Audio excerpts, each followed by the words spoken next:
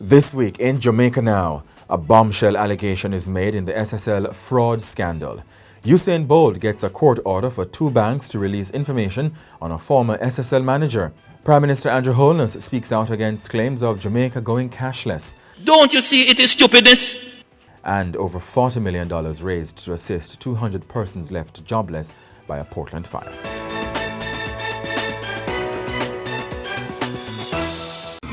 I'm Jovan Johnson and this is Jamaica Now.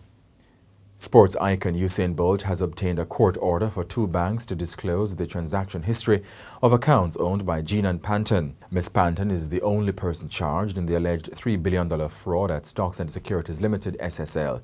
Mr. Bolt opened an account in the name of his holding company Welgen at the private investment and brokerage firm in 2012. Welgen is suing SSL and Ms. Panton, who worked there as a client relationship manager. The law firm declined to comment on the details of the order. The bank order will bolster a freezing order obtained in February against Ms. Panton's assets. Bolt's legal team has said Welgen's account value plummeted from $2 billion in October 2022 to $1.8 million in January when Mr. Bolt checked after being alerted by Ms. Panton. Meanwhile, Gina Panton has made a stunning claim in the unfolding fraud scandal at SSL. The former manager claims that she confessed to stealing from 39 clients because of an alleged offer from the company's founder, Hugh Croskrey. She made the claim in her defense in a lawsuit that investor Jean Ford has brought against her, Mr. Croskrey, and 8 others. Ms. Panton did not give details of the offer, but said it was an inducement and the statement she gave on January 7 would not have been made otherwise.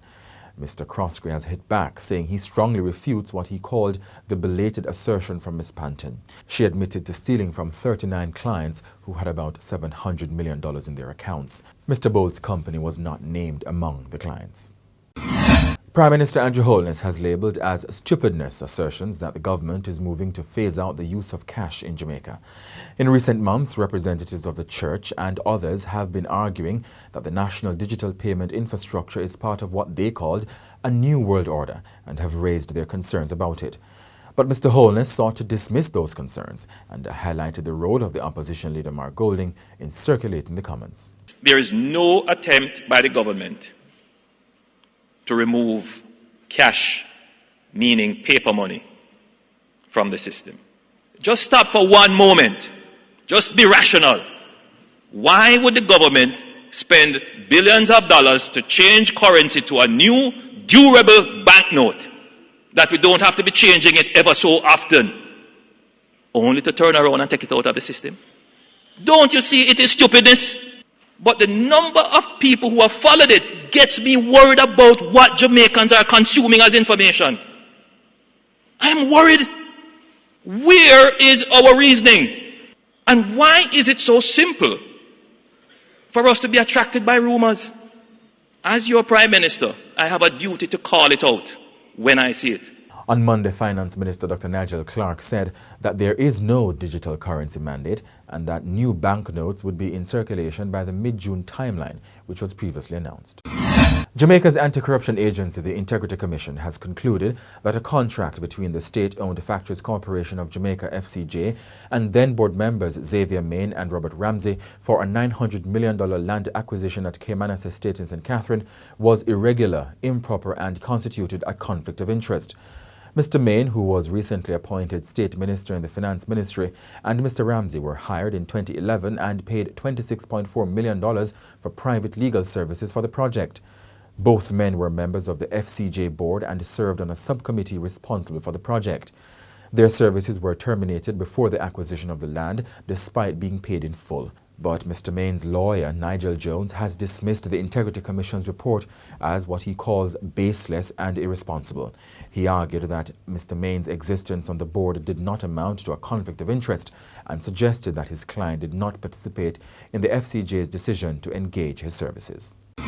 The body of Acting Deputy Commissioner of Corrections Reverend Orville Moore was discovered Thursday afternoon in Spur Tree, Manchester.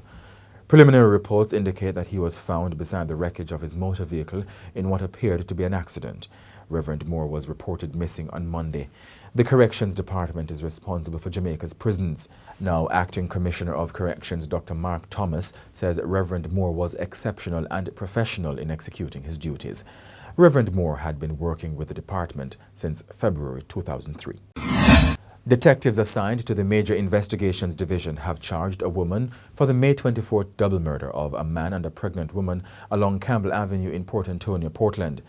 She is Jodian Jackson, a 28-year-old bar operator and nail technician of Anchovy Land Settlement in the parish. She is charged in relation to the deaths of 28-year-old Shade Pink of Campbell Avenue and 23-year-old Keno James King of Johnstown District, both in Portland. They were playing domino when they were attacked. 32-year-old serial rapist Davian Bryan has been sentenced to 23 years in prison after pleading guilty to several cases of sexual assault involving 3 children. The Portland man will not be eligible for parole until he's served 16 years. His name is to be added to the sex offender registry. More than $40 million has been raised to assist over 200 persons left jobless after a fire destroyed 3 commercial buildings in Port Antonio, Portland on Sunday. Government Minister and West Portland MP Darrell Vaz and his wife Anne-Marie Vaz, who is the MP for East Portland, said some of the money will assist with the construction of a new market. The fire started inside the Musgrave Market on West Street in the capital town and spread to Kamal's Supermarket and Cambio and Portland Jewelers Furniture and Appliance Store. And that's it for this edition of Jamaica Now, your weekly review of the big news stories. Send us your comments at onlinefeedback@gleanerjm.com. Follow us on Twitter and Instagram at Jamaica Gleaner and on Facebook at Gleaner Jamaica. Like this video on our YouTube page, turn on a notification and subscribe today. I'm Jovan Johnson, and before we go, we take a look back at the life of Lascelles Chin, a Jamaican business giant and founder of the Lasco Group of companies who died on May 27.